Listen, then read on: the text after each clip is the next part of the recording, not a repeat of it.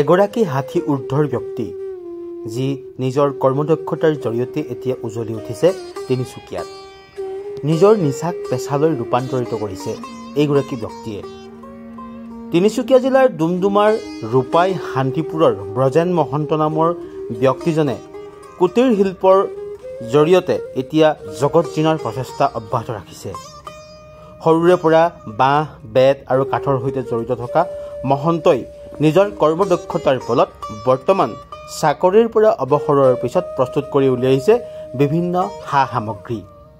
বাঁহ, বেত, কাঠ আদিৰ পৰা বিভিন্ন সামগ্ৰী নিৰ্মাণ কৰা ডুমডুমাৰ ব্ৰজেন মহন্তই নিৰ্মাণ কৰি উলিয়াইছে ডলা, চালনী, ধৰা, খৰাহিকে ধৰি সত্ৰ নামঘৰসমূহত ব্যৱহৃত হোৱা বিভিন্ন সা সামগ্ৰী।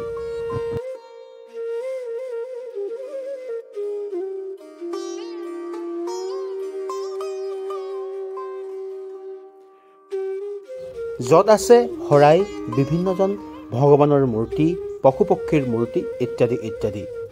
অসম চৰকাৰৰ জলসিঞ্চন বিভাগত চাকৰি কৰা ব্ৰজেন মহন্তই 2020 বৰ্ষত অৱসৰ গ্ৰহণ কৰি বৰ্তমান আজৰি সময়কণত এইসমূহ কামত নিজকে নিয়োজিত কৰি ৰাখিছে।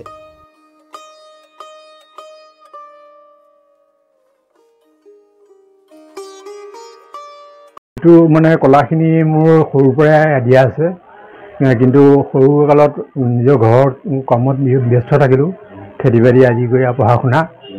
তাৰপিছতে চাকৰি সোমালোঁ 1981 চনত।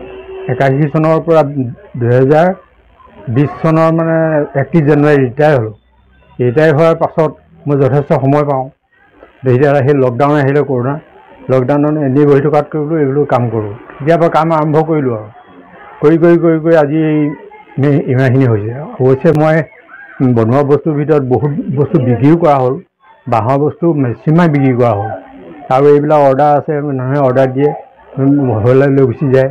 গুৰু আসনে মই 7-8খন বিক্ৰী কৰিলোঁ। তাৰপিছত আৰু এতিয়াও এয়া বনাই আছোঁ, অৰ্ডাৰ আছে।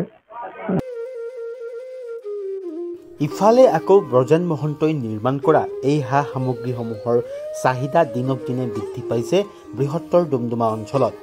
ডুমডুমাৰ বিভিন্ন স্থানৰ ব্যক্তি প্ৰতিষ্ঠানে তেওঁ নিৰ্মাণ কৰা বাঁহ, বেতৰ সামগ্ৰীসমূহ ক্ৰয় কৰি লৈ যোৱাই নহয়, বৰ্তমান সময়ত বহু ব্যক্তিৰ পৰা বহুকেইটা কামৰ অৰ্ডাৰো লাভ কৰিবলৈ সক্ষম হৈছে।